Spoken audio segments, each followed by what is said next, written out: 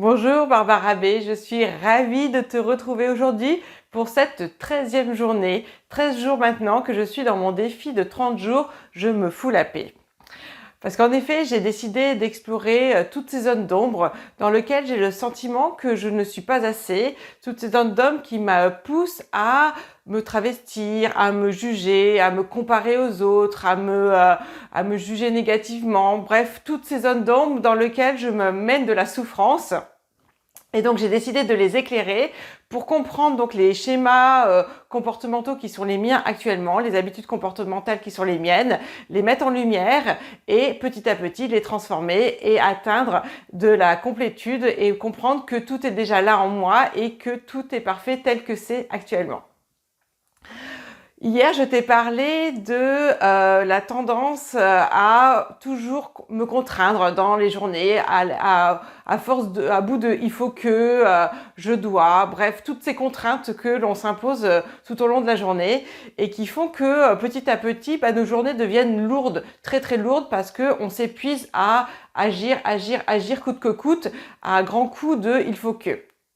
Ce qu'il faut comprendre aussi derrière ce « il faut que », c'est que ça nous amène dans une posture de contrôlant. On va contrôler que ce qu'on fait est bien en accord avec ce qu'on pense devoir faire.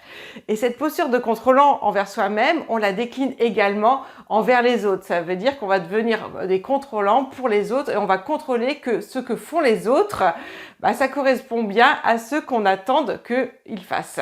Et c'est la même chose pour la vie, on va contrôler la vie, on va contrôler la météo et on va contrôler tout ce qui nous arrive en se disant, avec la perspective, de regarder est-ce que ça correspond bien à ce que on attend que la vie nous fasse, on aimerait que la vie nous fasse vivre.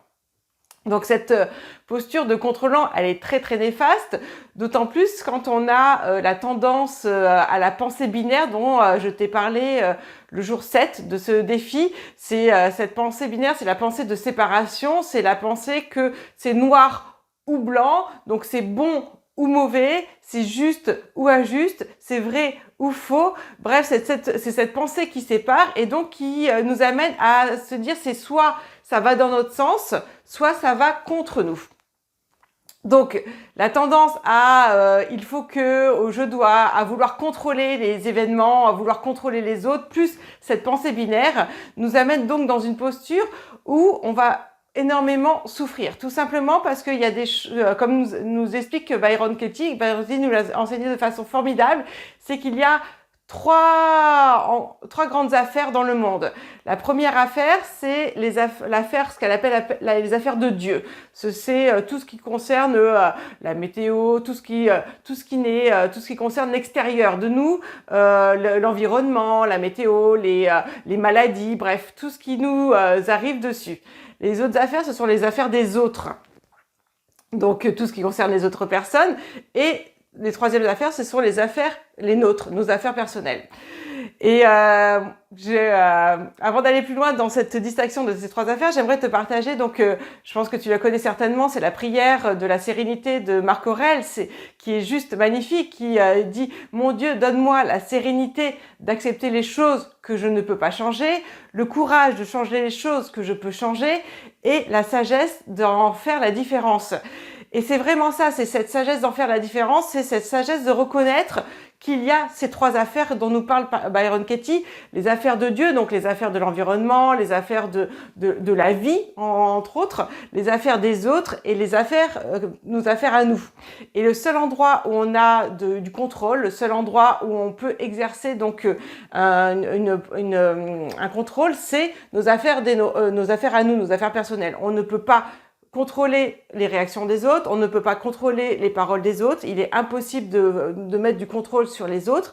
Chacun est libre d'agir, de réagir de la façon qu'il le souhaite et surtout en fonction de qui il est, c'est-à-dire on réagit tous en fonction de nos schémas, de nos comportementaux, en fonction de nos blessures, en fonction de ce qui nous a structurés depuis notre petite enfance.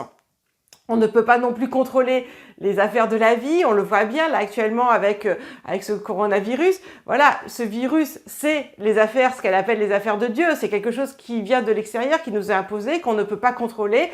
On doit faire avec la maladie, on doit faire avec la mort, on doit faire avec les inondations, on doit faire avec le beau temps, le mauvais temps, bref, avec toutes ces affaires de Dieu.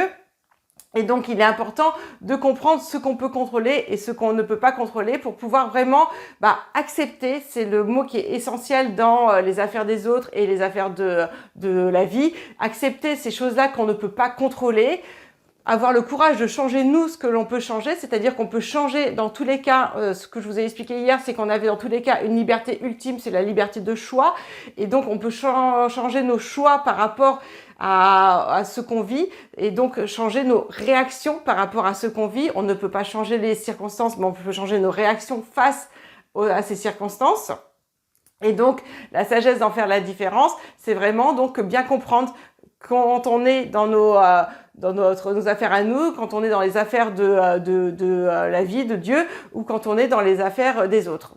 Donc voilà, c'est ça que je voulais te partager aujourd'hui, c'est la posture de contrôlant qu'on peut avoir quand on s'impose il faut que, je dois ajouter à la pensée binaire juste, injuste, bon ou mauvais, ça nous pousse vraiment donc à essayer de contrôler les autres, à essayer de contrôler la vie, et donc dans ces cas-là on se met en colère, on ressent de l'injustice, on a l'impression que, encore une fois, que la vie est un parcours de combattant où les autres, où la vie nous impose leur façon d'être, et tout simplement parce que on s'oppose à ce que l'on vit réellement. Et donc face à cette opposition et cette absence de contrôle que l'on peut avoir justement sur les autres et sur la vie, il est important d'embrasser de plus en plus l'acceptation, accepter ce qui est comme étant l'expérience que l'on fait actuellement.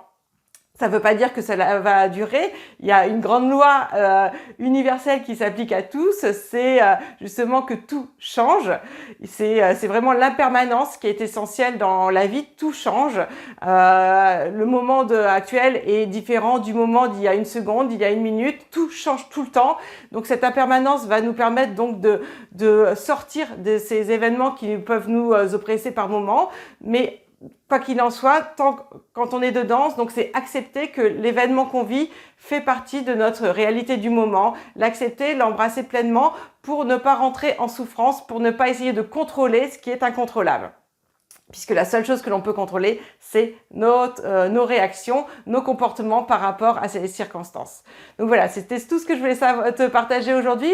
N'hésite pas à me dire dans les commentaires si toi aussi tu as parfois cette tendance à vouloir contrôler donc les autres ou contrôler ce que la vie te amène à vivre. Et du coup, quels sont les outils que tu mets en place pour réussir à suivre cette sagesse de la sérénité, cette grande sagesse que nous partage Marc Aurèle, de savoir faire la différence entre ce qu'on peut contrôler et ce qu'on ne peut pas contrôler. C'était Barbara Abbé, je te dis à demain pour la suite de ce défi de 30 jours où j'ai décidé de me foutre la paix. À demain, au revoir.